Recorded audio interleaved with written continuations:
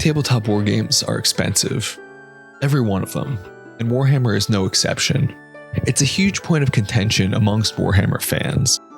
And if you've been in the hobby for a minute, I'm sure you've been frustrated by the prices and looked for alternatives, or you're brand new and equally frustrated by Games Workshop prices. All of these miniature war games are pricey no matter what you're diving into, so looking for alternative ways to buy them is an amazing way to go. Looking at my 4 different Horde armies here, eBay, r/Miniswap, even Facebook Marketplace are mega helpful. It's pretty easy to find some deals on used models, ranging from one-off little critters to giant army lots. All great options to save some money and get some dope models. Acquiring these fellas comes at a cost of bad paint jobs, bonkers mold lines, weird building choices. Little things like that can really bring down the hype and vibe of getting these hot deals.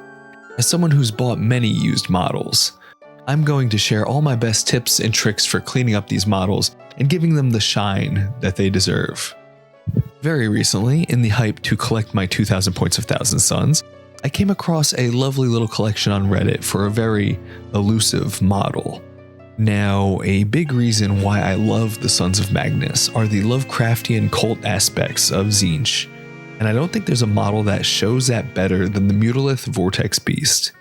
Now, the downside here is that ever since the start of 10th edition, this model has apparently been really good in-game, which I mean is great, being able to use my favorite model, but it also means it's been out of stock from Games Workshop for like a year, and scalpers are going bonkers on eBay. I managed to get very lucky and found a listing for not only the elusive Vortex Beast, but also Scarab Occult Terminators and a Terminator Sorcerer for just about the price of a brand new Mutalith Vortex Beast from Games Workshop. So of course, I dove into this immediately, sent a message, and bought this set within 5 minutes of it being posted because I'm an absolute freak.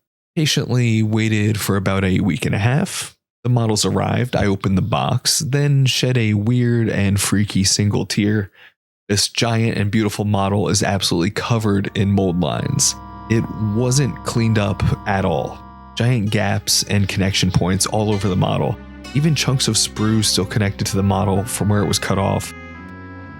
We have so much work for us today. Luckily, all of the Terminators look pretty okay. They mostly just need to be repainted, but there are some sprue bits on there too. To get to work on all this, let's deal with the Terminators first. With our regular Scarab Occult Terminators, you can see here I tried ripping them off the bases, but I realized the super glue was pretty strong. Well, I'm hoping it's super glue. The solution here is to throw these lads in the freezer. The cold will make the glue more brittle, so then I could crack these guys off the base, making them easier to work with. For my sorcerer though, he's a big fancy character that I want to do some more to. Even though this helmet is super dope, I want him to be a bit more Thousand Sunsy. He's going in the freezer too, so we could do some kitbashing later. While these guys are being frozen in the void, it's time to work on the beast. Man, so this Vortex Beast is a little intimidating, I'm not gonna lie. There are just so many issues with the build on such a big and detailed model, but we can do this. One step at a time, right? Right? So the first step, let's fix some of these gaps. Have you ever used sprue goo? This stuff is a literal godsend and incredibly easy to use. What it is taking some plastic glue and throwing in some chunks of sprue. The sprues will melt in there, so then when you brush it into some parts that have some small gaps in the connection points, or maybe they went a little bit crazy with the X-Acto and have to fill in some plastic, the melted plastic will flow in and fill in all of those spots. Just have to be a little careful not to make sure you're not putting this in a spot that has a lot of details. It will definitely fill the detailed spots and melt them too, just messing it up. Just be aware of that and it'll be easy. While we're here, I have another pro tip for plastic cement. Once you have one of these little Tamiya bottles with the brush, you can save a lot of money. Buy this Tamiya airbrush cleaner instead. It's the same price as the extra thin cement, but with 250 milliliters of plastic melting juice instead of 40 milliliters. After finding out this magic, now I just refill the nice little Tamiya bottles. Back to the beast, I'm going to use this sprue goo as much as I can here, really trying to fill up as many of these gaps as I can, just about all of the connection points here, where it looks like all of the arms and legs were split vertically on the sprue. So we have this line going around all of the limbs. For the bigger gaps, the sprue goo just won't be enough. It's just too thin, so we need something with a little bit more chunk to it to really fill this in. And it's time for Milliput. Milliput is a lovely little thing, and very easy to use actually. Take equal parts of each color, mash it together, and wowie zowie, you have some magic stuff. Taking our mixed up junk here, I'm just going to fill in these giant cracks that made me cry. Something that's great about Milliput as opposed to other epoxies like green stuff is that this stuff gets hard, so you can sand it all nice after it cures. Green stuff has a little bit of a rubbery texture to it, so it can't really be sanded to a fancy smooth finish.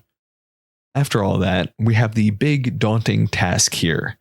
10,000 miles of mold lines to take care of. This is the part that I'm a bit intimidated by because, I mean, look at this thing. Nubs of sprue and lines everywhere, all the way down in the tentacle mouth, the details, the insides of the wild magic thing. We have to bust out the big guns for this. Normally when I'm building models, I just use the dull side of the X-Acto to give the plastic a little scrape and things are okay. Big fella here has a lot of weird curves and crevices and junk, and with it already being built, I'm going to need more options. Sanding sticks to the rescue. Just got a cheapo set on Amazon and it should be lovely for this. Sanding sponges have some good flexiness for all of the weird curves, and they come in a lot of different shapes. I wanted to get these ones that go to a point so I could stick them down into these pre-built areas. Now the sage is set. Now to set off on the most tedious task. SMH my head. Clean it all up. Sand the Milliput too if you need. Additional tip, after sanding or scraping, if there's any sort of roughness or anything like that, plastic cement works wonders. Just a small little swipe to melt or smooth out some roughness. This also works on some newer models that have some really light mold lines. I find that you could usually just melt them off. Back from the frigid wastes of a freezer on Earth, we have our Terminators. While the boys are still cold, it's time to crack open a cold one. Now I'll be able to easily do the bases. Oh no. It seems as if the guy that built these used plastic cement. We're going to have to get a little bit more violent. For a Terminator in sorcerer armor, we're going to have to do some surgery. Painted used models, great because you could always get them for relatively cheap, but it's kind of a gamble. Are you going to get a nice cheap model, or is it going to be Clarence? Luckily for me, aside from the lack of trimming and mold line removal, the paint jobs are actually not bad. Since I'm going to be painting over this, all I'm really looking for is something that's thin enough where there's no texture to the paint and no details are clogged up, you know? In this case, I'm just going to prime over this and repaint. Easy peasy. If you happen to not be as lucky with your thrifted models, I'll show you another method, stripping the paint. Learning to strip the paint from a model is something big, huge in fact. I truly believe that this is something that leveled up my painting in a giant way, which, I mean, sounds kind of silly, but it helped me to not be afraid to try new things. I'm sure you guys have all felt a little bit of that decision paralysis before you start a new project. Maybe it's a big character model that you're nervous to mess up or something. Heck, in my last video, I was talking about that with all my 1,000 Suns. The big secret is LA's totally awesome. It's literally $1. The real secret is, like I said before, as long as you don't glob on the paint to the point of textures, you could always just reprime and paint it again. But Finding out that at any stage, you could just say, nope, toss them in the soup. No damage to the model. You get a fresh try at it. It unlocked something deep within my soul and gave me the confidence to try anything on a model. What's the worst that happens? He goes in the soup.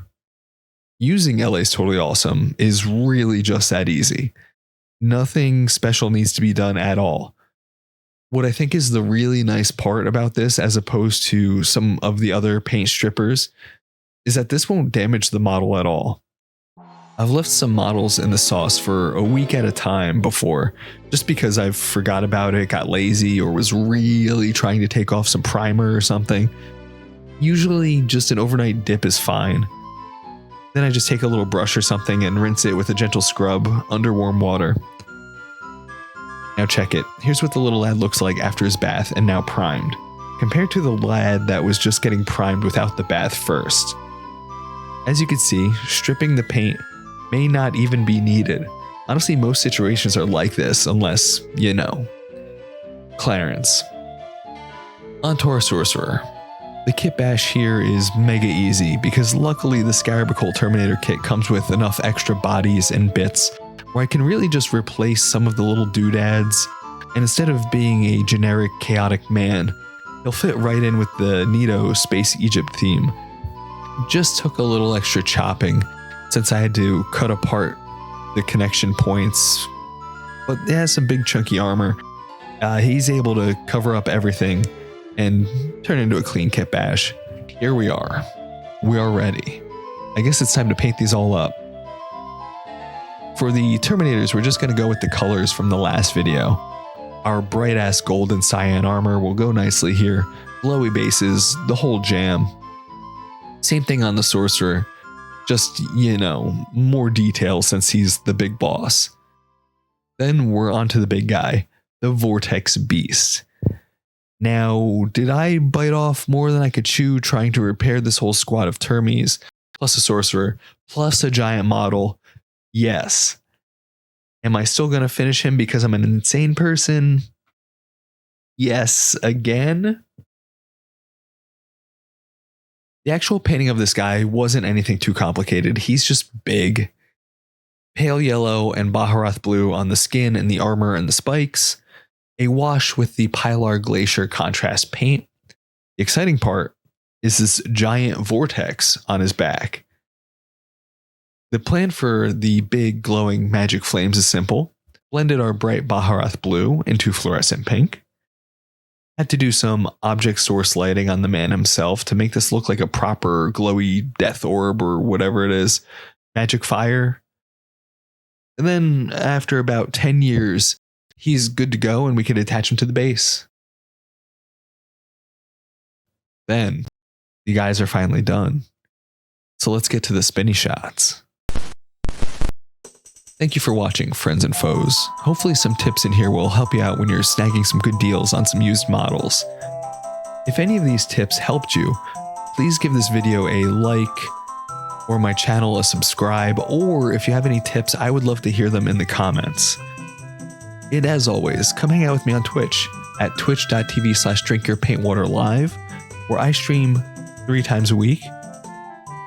And with that, I'll see you in the next one.